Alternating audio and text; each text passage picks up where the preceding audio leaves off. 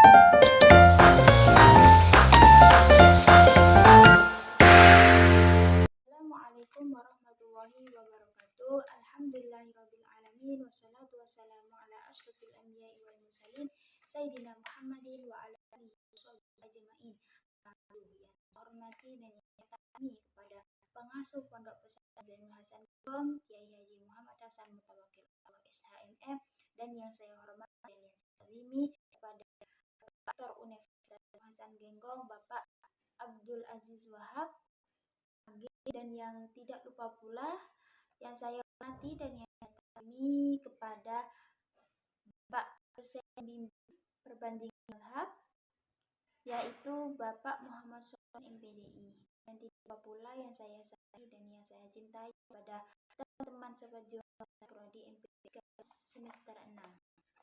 Di sini saya mempunyai gambar Hanidah, gambar judul Ijtihad, Talfiq, Taklid, dan Anti-Mazhab. Saya akan menjelaskan terlebih dahulu tentang pengertian ijtihad tersendiri. Ijtihad sendiri adalah upaya maksimal yang dilakukan seorang mujtahid yang untuk menggali hukum Islam dari sumbernya, yaitu Al-Quran dan Hadis. Sedangkan pengertian taklid sendiri adalah mengikuti pendapat ulama tanpa mengetahui dalilnya secara langsung. Sedangkan pengertian tarjih adalah metode dalam memilih pendapat lebih kuat dari beberapa pendapat yang ada dalam suatu permasalahan hukum Islam. Sedangkan pengertian anti-mazhab sendiri adalah pandangan yang menolak berpegang pada mazhab tertentu dan lebih memilih merujuk langsung kepada Al-Quran dan Hadis. Nah, di sini ada tulisan dampak konsep dalam kehidupan.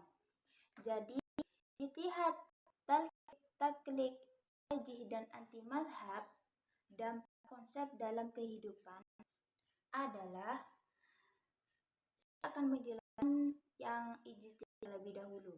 Dampak konsep kehidupan. Ijtihad, dampak konsep dalam kehidupan. Ijtihad dampak positifnya adalah mendorong perkembangan pemikiran Islam agar tetap relevan dengan perkembangan zaman. Itu antara lainnya. Sedangkan dampak negatifnya, yang pertama, jika dilakukan oleh orang yang tidak memenuhi syarat, bisa menimbulkan kesimpulan hukum yang keliru dan menyesatkan. Kedua, berpotensi memicu perpecahan jika perbedaan ijtihad tidak dikelola dengan baik. Sedangkan dampak dalam kehidupan untuk talfiq, dampak positifnya ialah memberikan fleksibilitas dalam beribadah dan beramal sesuai dengan kondisi dan kebutuhan umat Islam. Yang kedua, bisa menjadi solusi dalam situasi sulit atau darurat ketika satu mazhab memiliki hukum yang lebih ringan. Sedangkan dampak negatifnya, satu, bisa disalahgunakan dengan hanya memilih pendapat yang paling ringan atau mudah, atau yang disebut tasahul, tanpa pertimbangan syar'i. Dan yang kedua, dapat menimbulkan kebingungan jika tidak paham dengan baik. Sedangkan dampak taklid dalam kehidupan, dampak positifnya ialah satu, memudahkan untuk umat Islam dalam beragama.